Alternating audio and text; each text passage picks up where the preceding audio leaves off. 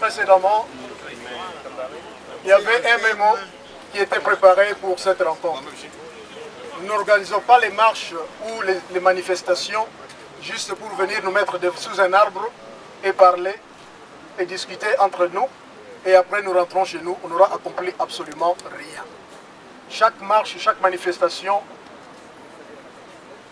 de chaque marche est issu un mémorandum. Et nous avons dû préparer pendant les 2-3 semaines qui sont passées et que nous voulons mettre à votre disposition pour que vous puissiez prendre connaissance du contenu de ce mémorandum qui sera déposé, comme on nous avait dit, lundi, mais on vient de nous apprendre que le mémo peut être déposé aujourd'hui. Across the street. Donc je m'en vais vous le lire et on m'a suggéré par certains d'entre nous que nous puissions répertorier différents États qui sont ici aujourd'hui pour que chacun puisse ramener un mémo ou une copie du mémo dans sa communauté ou dans sa circonscription. Et j'ai accepté la suggestion, je pense qu'il est bon. Memorandum. The Congolese diaspora in the United States of America. To His Excellency Ban Ki-moon, Secretary General of the United Nations, room NL 2058, United Nations, New York, New York, 10017. Concern release of the UN unaltered report on 10/1/2010. Dear Mr. Secretary General, the UN report, a draft of which was recently leaked and published in the French newspaper Le Monde, describes a total of more than 600 incidents in the Democratic Republic of Congo during the 10-year period in which tens of thousands of Congolese people were killed and reportedly implicates a number of groups in the atrocities.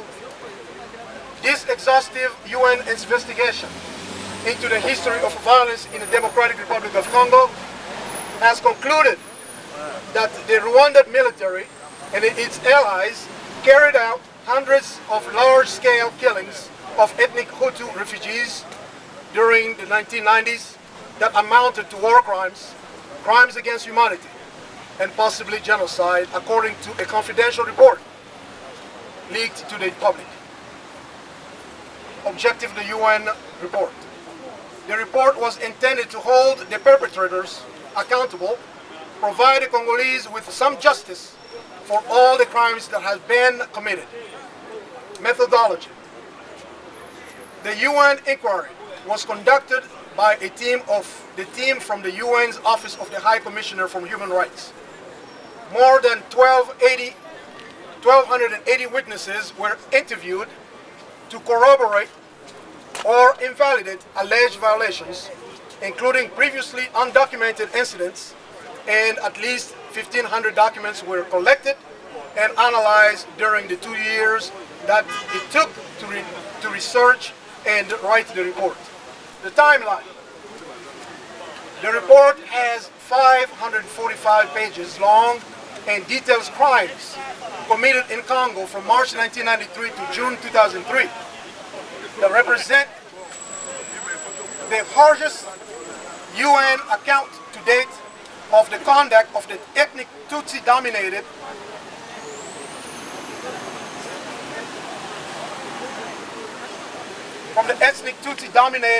Rwanda government, thank you, which has largely been credited with liberating the country from the perpetrators of the 1994 Rwandan genocide. Findings.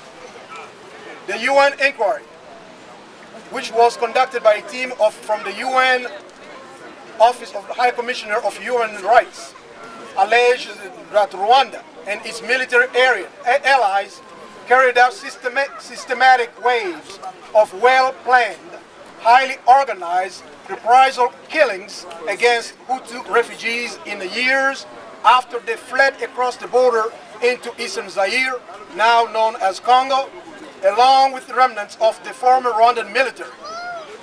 It also notes that Rwanda's ethnic Tutsi allies inside eastern Congo were also the target of mass killings and persecution. Reaction to the findings. Rwanda's foreign minister, Louise Mushikiwabo, blasted a 500-plus page draft report as felony flawed and incredibly irresponsible, and threatened to withdraw the thousands of troops Rwanda contributes to the UN peacekeeping operations in multiple African countries in the United Nations if the United Nations moves forward and publishes this draft report. For years, Paul Kagame responded to anyone who challenged his tightening grip on power the way his foreign minister lashed out at the UN by playing the victim card and denouncing the bona fides of these critics. The United Nations. Following request, we have decided to give concerned states a further month to comment on the draft, said High Commissioner Navi Pillay. I have offered to publish any such comments alongside the report itself on October 1st, if they so wish, she added. The corrupt government of Congo. The Congolese government appears to reject the recommendation to create a mixed court, as in Sierra Leone, to judge the most serious crimes committed during the war, saying that it could cause seriously damaging discrimination against judges and other judicial officials, presumably because they would be subject to outside interference. Instead, they suggest creating specialized chambers within the Congolese justice system. They have decided to challenge the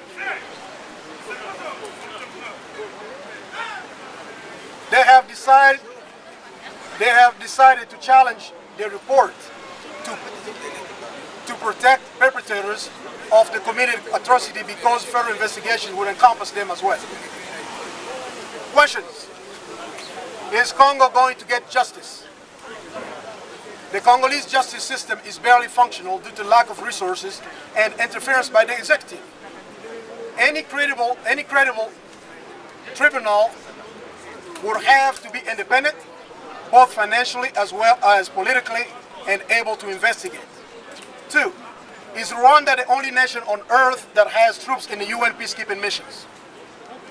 We Congolese people in the United States, given the failure of the United Nations mission in Congo, MONUC and now MONUSCO, to protect Congolese civilians, the invasion of military incursions by Rwanda and Uganda's armies, the silence and passivity of the US and allies, the illicit exploitation of plundering of national wealth by top multinationals who allegedly financed said invasions, the danger of the Balkanization of our country, the silence and forgetfulness by the international community concerning the genocide in Congo, where more than 6 million people have died, the failure of the current Congolese government to protect its citizens, the latent and repeated abuses on human rights committed by those leading in the Democratic Republic of Congo.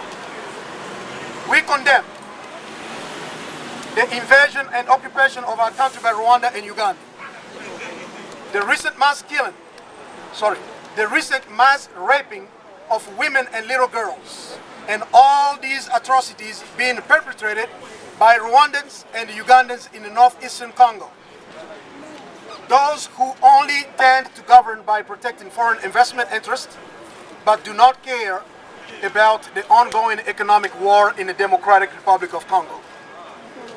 Assassination by the current leadership of Congo of human rights, journalists, and civil society leaders and its people, while Uganda and Rwanda continue the mass killing in the east.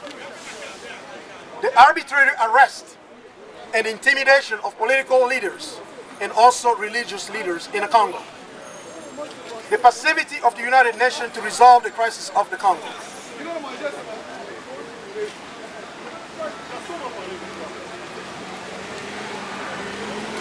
The aggression towards our country by Rwanda and Ugandan army and armed militias, causing insecurity and panic among populations.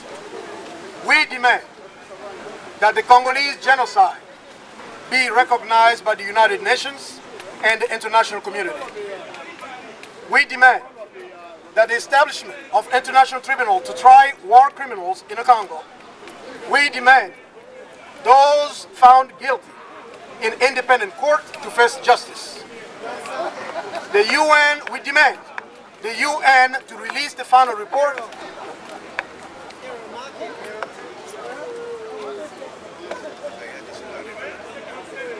We demand the UN to release the final report unaltered on this scheduled date of October 1st, 2010, which is today.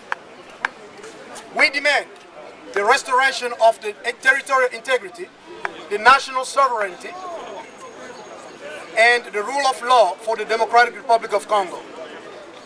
We demand to end the occupation of Congo by foreign armed groups, fueled by Rwanda and Uganda governments to track their opposition on Congolese soil. We demand to end the illicit exploitation and looting of the Congolese natural resources. We demand there be no balkanization of the Congo. Finally, we demand the redefinition of the mandate of the United Nations mission in the Congo. Conclusion. Mr. Secretary General, should the United Nations alter the report in order to cover up Paul Kagame and Rwanda's involvement in these atrocities, then you become personally, by association, a supporter in the killings of innocent Hutu, Tutsis, and Congolese civilians from 1993 to this day. Millions of Congolese people have been slaughtered through the invasions of Rwanda and other countries cited in this report, cannot be ignored or shoved to the side just because Rwanda is contributing with troops in the UN peacekeeping missions in Darfur and elsewhere. We, sons and daughters of the Democratic Republic of Congo, living peacefully and legally in the United States of America and abroad, where we have the opportunity to experience democracy and freedom of speech at their best. We are appealing to your sense of leadership, your passion for a better world, and your unprecedented diplomatic experience to act objectively and fairly by ensuring that justice is done for those who suffered these tragic losses. Thus, the UN report shall not suffer from any Machiavellic manipulation whatsoever. Highest consideration and regards on behalf of the Congolese diaspora of the United States of America and abroad. Ben Kalala, General Coordinator of United Congolese Communities of Atlanta of United States of America. Also signed by representatives of Congolese political parties in America. Also signed by Congolese church leaders in the United States. Congolese NGOs in the United States. Congolese civil society representatives in the United States, and all Congolese Americans and Congolese people in the United States. Thank you.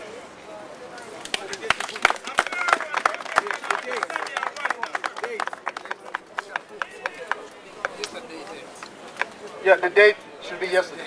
Yeah, that's good. That's good. Of course. This report, this memorandum is the document that we are preparing to bring to the United Nations across the street, and will also be given to each of you coming from different places, from different states, to be able to take back and have it and sign on behalf of your community if you're a community leader, sign on behalf of your church if you're a church leader here, a Congolese church leader here in America. If you own an NGO here in America, a Congolese NGO, please sign, put your signature on this report. If you're Congolese, right here, and you believe in change in the Congo, put your signature down. If you're Congolese American, right here in the United States, right here present, put your signature down. If you're just an American that loves Congo and its people, there's one thing different, loving the Congo and loving its people. If you love Congo and its people, please, we need your signature as well. Thank you very much. Bravo! That's wonderful, right? Okay. So now it's time to sign. Can you put your signature on the? And we're gonna date it. We're gonna date it from yesterday. And we keep moving now. But are we going to sign it here? Or are we gonna go where we're supposed to That's meet? very far from here. So what do you suggest? We're not from New York. We don't even know where we're Let people do going. it from here. Yeah. Let people do it from here. Okay, Chels.